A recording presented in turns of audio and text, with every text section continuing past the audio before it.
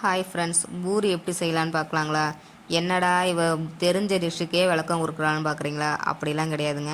இது கொஞ்சம் வித்தியாசமான ரெசிபின்னு சொல்லி நானாக ட்ரை பண்ணி பூசி மொழிகை ஆல்ட்ரேட் பண்ணி கொஞ்சம் நல்லா இருந்துச்சு. சரி, அதை கொஞ்சம் ஷேர் பண்ணலாமே அப்படின்னு சொல்லி இதை வீடியோ அப்லோட் பண்ணியிருக்கேன். பிடிச்சிருந்தா லைக் பண்ணுங்கள். அதுக்கு பூரி மாவுக்கு நான் 2 கப் கோதுமை மாவு எடுத்து பிசைஞ்சு வச்சுருக்கேன். சப்பாத்தி பூரிக்கு எப்படி போடுவோமோ அதே தான், எந்த மாற்றமும் கிடையாது. அது அந்த மசால் பூரின்னு சொன்னோம் பார்த்தீங்களா, பன் பூரி, அது கொஞ்சம் மசால் ரெடி பண்ணணும். அதுக்கு என்னென்ன அப்படின்னா, வெங்காயம், தக்காளி, கேரட்டு துருவி எடுத்து வச்சுக்கிட்டேன். உருளைக்கிழங்கு பச்சையாகவே சின்ன சின்னதாக கட் பண்ணி வச்சுட்டு, தக்காளி வெங்காயம் எல்லாத்தையுமே கொஞ்சம் வதக்கிக்கணும். பச்சை மிளகா வேணாலும் சரி நீங்கள் போட்டுக்கலாம், இல்லைனா கரம் மசாலா போட்டுக்கிட்டேன். லைட்டாக மிளகாத்தூள் உப்பு போட்டு டேஸ்ட்டுக்கு நீங்கள் என்னென்ன சேர்த்துக்கணுமோ அதெல்லாம் சேர்த்துக்கோங்க. பட் நான் இதை தான் சேர்த்தேன். வதக்கி எடுத்து வச்சுட்டு இதை எல்லாத்தையுமே ஒரு முட்டையை உடச்சி ஊற்றி கலக்கி வச்சுட்டேங்க. முட்டையை வந்து சூடு பண்ணக்கூடாது, பச்சை முட்டையை ஊற்றிக்குங்க.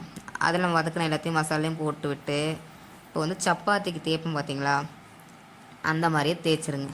தேய்ச்சி அது மேலே இந்த மசாலா எடுத்து வச்சுருங்க. அதுக்கு மேலே இன்னொரு லேயர் சப்பாத்தி வச்சு விட்ருங்க. வச்சு விட்டு அதை நீங்கள் எந்தெந்த டிசைனில் பண்ணணுமோ அந்தந்த டிசைனில் பண்ணிக்கோங்க. பண்ணிவிட்டு அதை வந்து இட்லி பானையில் ஒரு 2 நிமிஷம் வேக வைக்கணும். 2 நிமிஷங்கிறது ஒரு 5 நிமிஷம் கூட வேக வச்சுருங்க. எண்ணெய் தடவி வச்சிட்டிங்கன்னா ஒட்டாது. வேக வச்சு எடுத்ததுக்கப்புறம் அதை மறுபடியும் மசாலில் போடணும். அதுக்கு என்ன மசால்னா, எள், பச்சை மிளகா, கருவேப்பிலை. நான் தோசைக்கல்ல லைட்டாக எண்ணெயை சூடு பண்ணிவிட்டு அதுக்கு கொஞ்சம் எள், பச்சை மிளகா, கருவேப்பிலை போட்டு தாளிச்சிட்டு அதில் இந்த வேக வச்சேன் பார்த்தீங்களா பூரி, அந்த பூரியை ஒரு 2 பெரட்டி இப்படி அப்படின்னு பெரட்டி போட்டேன். பெரட்டி போட்டதுக்கப்புறம் நம்ம எப்பொழுதும் போல் பூரிக்கு எண்ணெயை காய வச்சு எடுத்து போட்டோம்னா பஃப்னு வரும். உள்ளே நல்லா ஸ்பைஸியாக இருக்கும், சூப்பராக டேஸ்ட்டாகவும் இருக்கும். பூரி நல்லா பன்னு மாதிரி இருந்துச்சுங்க உப்பிட்டு. எங்கள் வீட்டில் நான், என் ஹஸ்பண்டு, என் குழந்தைன்னு நல்லாவே சாப்பிட்டாங்க. நம்ம சாதாரணமாக சாப்பிட்டா ஒரு 10 பூரி கூட சாப்பிடுவோம். பட் இந்த மாதிரி மசாலா வச்சு சாப்பிட்டா 2 பூரி சாப்பிட்டாலும் வயிறு கம்முன்னு இருக்கும். டேஸ்ட்டாக இருந்துச்சு. இதுக்கு வந்து டேஸ்ட்டுக்கு வந்து நீங்கள் என்ன சொல்ல, தேங்காய் சட்னி, எம்டி சால்னா இப்படி எதை வேணாலும் வச்சு சாப்பிட்டுக்கலாம். ஆக்சுவலி தேவையே இல்லைங்க, இது ஸ்நாக்ஸாகவும் சாப்பிட்டுக்கலாம், மெயின் டிஷ்ஷாகவும் சாப்பிட்டுக்கலாம். நான் தேங்காய் சட்னியும் எம்டி சால்னா வச்சு கொடுத்தா நல்லா இருந்துச்சுன்னு சாப்பிட்டாங்க. அப்புறம் குழந்தைங்க லைக் பண்ணி சாப்பிட்ருவாங்க. சும்மாவே ஸ்நாக்ஸ் மாதிரி கொடுத்தா சாப்பிட்டுக்குவாங்க. என் பாப்பாவுக்கு 1.5 வயசு ஆகுதுங்க. அந்த பாப்பாவுக்கு சாப்பிட்லன்னு சொல்லி ரொம்ப இதாக இருந்துச்சு. என்னடா பண்ணலாம் அப்படிங்கிறப்ப இந்த மாதிரி எதாவது டிஃப்ரெண்ட்டாக பண்ணி கொடுப்போமேன்னு சொல்லி செஞ்சு கொடுத்தேன். நல்லாவே சாப்பிட்டுக்கிட்டேன்.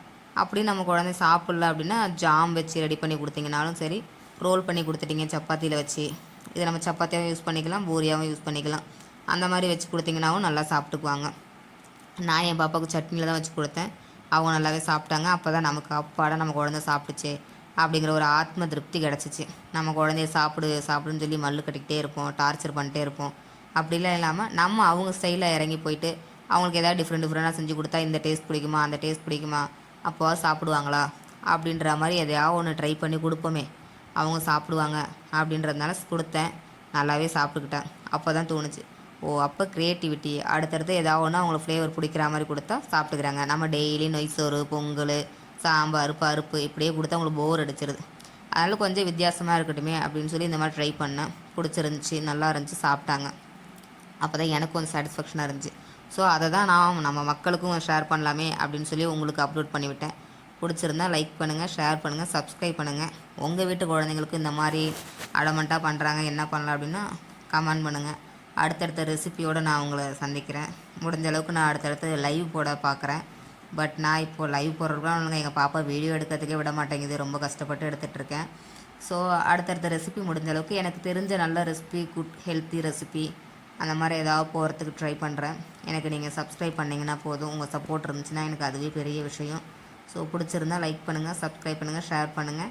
வேறு ஏதாவது உங்களுக்கு தெரிஞ்ச ஐடியா இருந்தாலும் எனக்கு சொல்லுங்கள். என் பாப்பாவுக்கு நான் செஞ்சு கொடுக்கணும்ல, அதுக்காக.